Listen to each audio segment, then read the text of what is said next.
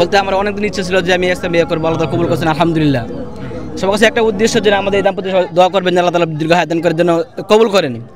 আর এত বড় মজলিস বিবাহ করা, এটা আল্লাহ তাআলা কবুল করছেন, এটা করতে পারছি। আল্লাহ তাআলা কবুলিয়াত।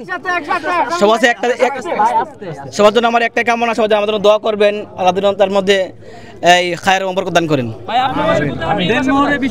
আমার বাড়ির বাবা নেত্রকোনা জেলায়, আমার পাশের থানায়।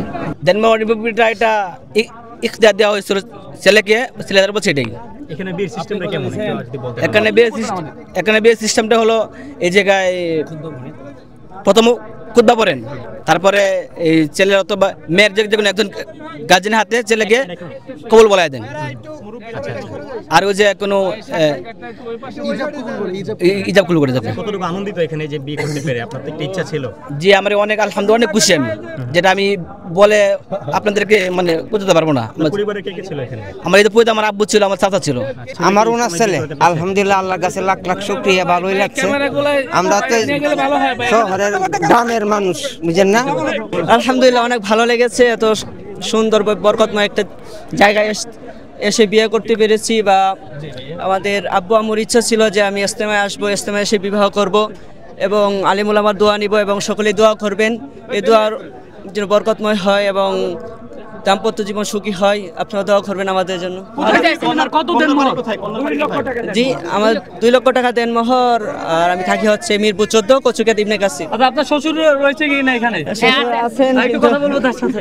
জি, আমি ছেলের বাবা। আচ্ছা, কেমন লাগছে আপনার? আলহামদুলিল্লাহ, খুব ভালো লাগছে। বিয়ে করতে পারলেন? জি জি। এটা আপনার ইচ্ছা ছিল? হ্যাঁ, আমার ইচ্ছা ছিল, আগের থেকে ইচ্ছা ছিল আর কি, যে ইস্তেমার মাঠে আমার ছেলেকে বিয়ে পড়াবো। ইচ্ছা পূরণ হলো, কেমন লাগছে? আলহামদুলিল্লাহ, খুব ভালো লাগছে।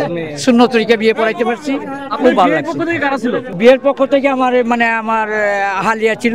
আমার দীর্ঘদিন যাবৎ একটা স্বপ্ন ছিল যে আমি বিশ্ব ইজতেমায় এসে বিবাহ করব। কারণ বিশ্ব ইজতেমার মধ্যে সারা বিশ্বের বড় বড় উলামায়ে কেরাম আসেন, এখানে সকল উলামায়ে কেরাম একত্র হয়ে দোয়া করেন।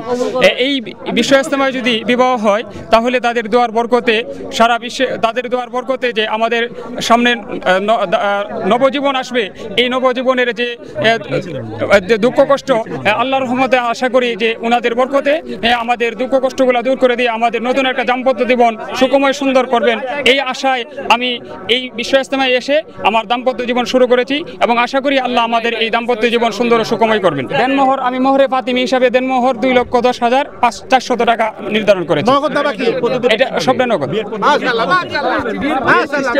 বিয়ের সিস্টেমটা এখানে আমরা সকলে যারা বিবাহ করব, আমরা সকলে সারিবদ্ধ হয়ে আমরা যাই, যাওয়ার পরে একজন একজন করে বাবের মেয়ের নাম, মেয়ের বাবার নাম বলে, আর বলার পরে আমরা কবুল বলি যে আমরা সন্তুষ্ট। আমরা দীর্ঘদিন জায়গার স্বপ্ন আজকে পূরণ হলো, এই জন্য আমরা অনেক আনন্দিত। আমার বাড়ি নেত্রকোনা আটপাড়া থানা। নেত্রকোনা আটপাড়া থানা।